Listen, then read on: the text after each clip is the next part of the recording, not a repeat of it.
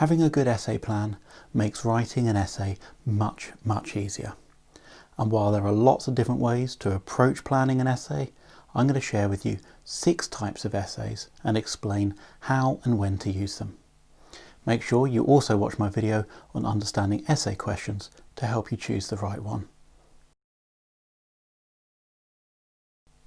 Okay, 6 essays. Here we go. Number 1, the definition essay.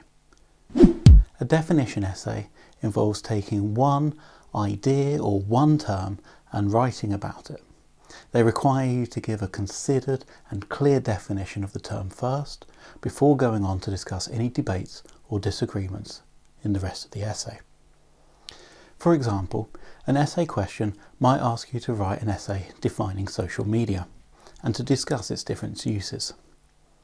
To answer this, we might plan out our essay like this. Firstly, in the introduction, we define the key term using an academic source. We then add some supporting paragraphs, perhaps about different types of social media. So we could write a little bit about Twitter, maybe about WhatsApp, and you may need more examples depending on the length of the essay. Finally, we conclude by summarising what we've said in the whole essay. Number 2, the classification essay.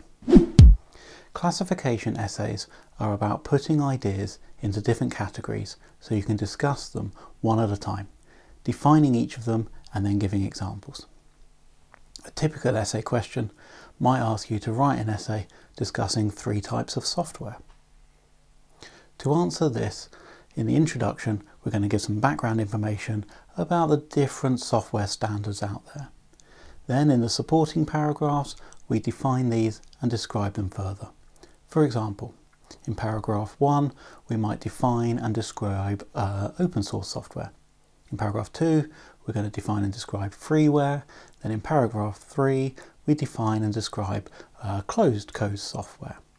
We then round things off with a summary paragraph in which we summarise the whole software landscape.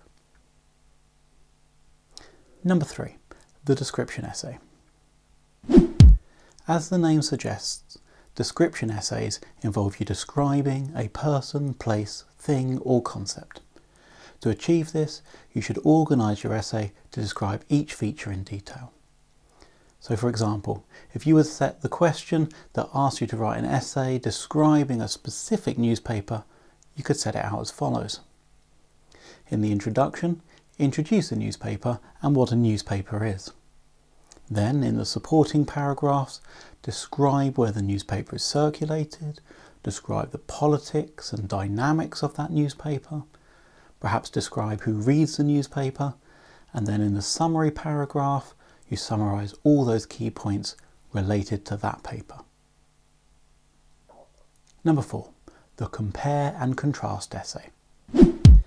In a compare and contrast essay, you need to write about the similarities and differences between 2 or more people, places or things. You can organise the essay by writing about one subject first and then comparing it with the second subject. But a more effective way is to organise the essay by comparing each subject by category. For example, if you were asked to write an essay comparing public relations to advertising, you could lay it out as follows. Firstly, you'd introduce broad definitions of both public relations and advertising.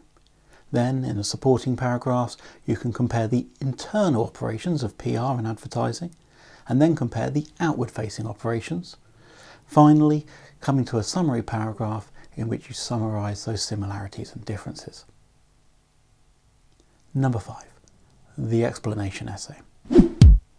In an explanation essay, you explain how or why something happens, or how or why it has happened. You need to explain the different causes and effects, and you should organise the essay by explaining each individual cause. An example assignment might be write an essay explaining why newspaper circulation has declined in many Western countries. Here, the introduction will give background information on the rates of newspaper circulation. Then, the supporting paragraphs will explain each reason. perhaps the move to online news sources, followed by changing printing costs, and then more paragraphs as you need them to explain more reasons. Finally, in the summary paragraph, you can recap all the main reasons. Number 6, the evaluation essay. In an evaluation essay, you make judgments about people, ideas, and possible actions. You make your evaluation based upon a certain criteria that you've developed and organise the essay by discussing that criteria that you've used to make your judgment. So you might be set the task of writing an essay evaluating the importance of social media in the Arab Spring, for example. To answer this, our introduction would first give our judgment on whether social media was important in the Arab Spring. Then the supporting paragraphs would explain why this is the case in a balanced way, perhaps discussing social media as a meeting place for activists, then going on to look at activism and clicktivism, finally perhaps looking at surveillance. Importantly, your summary paragraph must conclude with an overall judgment around social media in the Arab Spring for this example. Those were some very quick introductions to different types of essays. You might find that you need more paragraphs than those described here, but these models will help you plan out your writing and will help you ensure that you've answered and kept track of your question. But now's the time to go and do some more reading before you dive too far into your writing. There's more on the shapes of essays and planning your writing in my Student Study Skills book, available from University of Westminster Press.